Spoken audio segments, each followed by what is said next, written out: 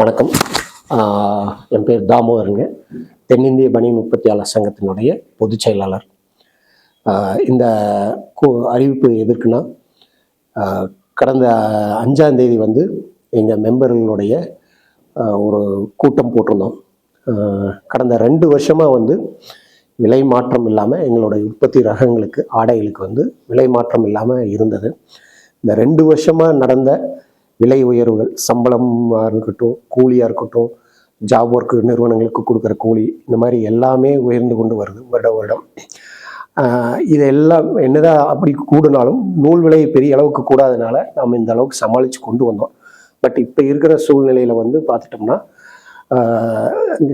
உற்பத்தி செலவினங்கள், production cost, over head cost, அதுவும் போக அக்சசரிஸ், இதனுடைய காஸ்ட் எல்லாமே இன்க்ரீஸ் ஆயிடுச்சு.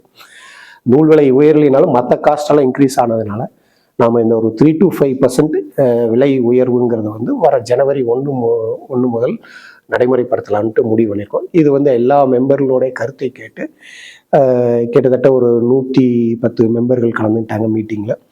அவங்களோட எல்லாம் கருத்தை கேட்டு அவங்களுடைய ஒப்புதலோட ஏகமனதாக தீர்மானம் கொண்டு இந்த விலை மாற்றத்தை கொண்டு வந்திருக்கோம். இதில் அதான் மெயின் பார்த்துட்டோம்னா பிரச்சனைங்கிறத விட நாங்கள் ஃபேஸ் பண்ணுறது இந்த எலக்ட்ரிசிட்டி இதெல்லாம் பார்த்தோம்னா அப்படியே டபுள் ஆகிருக்குதுங்க.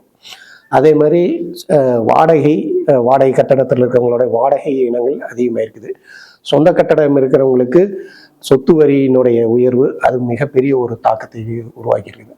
இந்த மாதிரியான அதுவும் இல்லாமல் நிர்வாக செலவுகள் வருஷம் கூடிக்கொண்டே போகிற டிஏ, மற்ற இந்த நிர்வாக செலவுகளை எல்லாம் கணக்கில் வாங்கும்போது நம்மளுக்கு இந்த விலை மாற்றங்கிறது கொண்டு வந்திருக்கோம். அடுத்தது இன்னொன்று இஷ்யூ இந்த 45 days பேமெண்ட்டு. அதில் அதையுமே நம்ம மெம்பர்ஸ்கிட்ட பேசணும். அது என்னென்னா, மத்திய அரசு கொண்டு வந்த அந்த 43BHங்கிற சட்டம் உண்மையாலுமே வர வைக்க வேண்டியது. மைக்ரோ அண்ட் ஸ்மால் யூனிட்ஸை சேவ் பண்ணுறதுக்காக கொண்டு வந்தாங்க. நல்ல சட்டம். ஆனால் அது என்னென்னா, பல வகையில் மிஸ்யூஸ் ஆகுது. அதில் பெரிய நிறுவனங்கள் MSME இதை ரெஜிஸ்ட்ரேஷன் கேன்சல் பண்ணிவிட்டு எங்களுக்கு பில் சப்ளை பண்ணுங்க அப்படிங்கிறாங்க. அப்படி அதை கேன்சல் பண்ணிட்டு சப்ளை பண்ணால் அவங்க அந்த 45 நாளில் கொடுக்க வேண்டியதில்லை, 60 நாளோ 90 நாளோ மறுபடியும் அந்த பிரச்சனை வருது. இதில் என்னென்னா, நாங்கள் ஆல்ரெடி MSMEயில் இருக்கிறதுனால எங்களுடைய சப்ளையர்ஸ் ஜாப் ஒர்க் பண்ணுறவங்க, அக்சசரிஸ் சப்ளை பண்ணுறவங்க, ரா மெட்டீரியல் சப்ளை பண்ணுறவங்க, அவங்க எல்லாருமே MSMEயில் இருக்கிறாங்க. அவங்களுக்கெல்லாம் நாங்கள் 45 days பேமெண்ட் கொடுக்கணும். அப்படி 45 days பேமெண்ட் கொடுக்கலைன்னா அந்த பில் தொகையை ப்ராஃபிட்டாக ட்ரீட் பண்ணி அதுக்கு ஒரு 30% வரி கட்டணும். இது என்னதான் இருந்தாலும் அடுத்த வருஷம் நம்ம பணத்தை கட்டும் போது திருப்பி ரீஃபண்ட் வந்தாலுமே நம்மளுக்கு தற்சமயமாக அது ஒரு ஒர்க்கிங் கேபிட்டல் பிளாக் இருக்குது. ஸோ இதுக்கு நாங்கள் லாஸ்ட்டு வீக் செவ்வாய்க்கிழமை சென்னையில் நடந்த MSME மீட்டில் அங்கே உயர் அதிகாரிகளை பார்த்து பேசணும். அவங்ககிட்டையும் நம்ம இந்த கோரிக்கை வச்சோம்.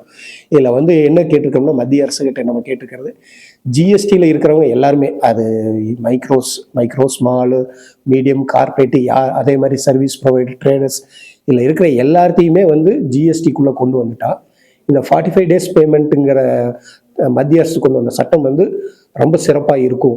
ஏன்னா அப்போ தான் இந்த சட்டம் முழுமை பெறும், அது வெற்றியும் கிடைக்கும். அப்போ தான் யாரும் பணத்தை ஏமாற்றாத சூழ்நிலை வரும். அப்போ ஒர்க்கிங் கேபிட்டல் எல்லாத்துக்கும் ஈஸியாக ஃப்ளோட் ஆகும். தொழில் இன்னும் நல்லா சுமூகமாக இருக்கும் அப்படிங்கிறது தான் எங்களுடைய கருத்துங்க.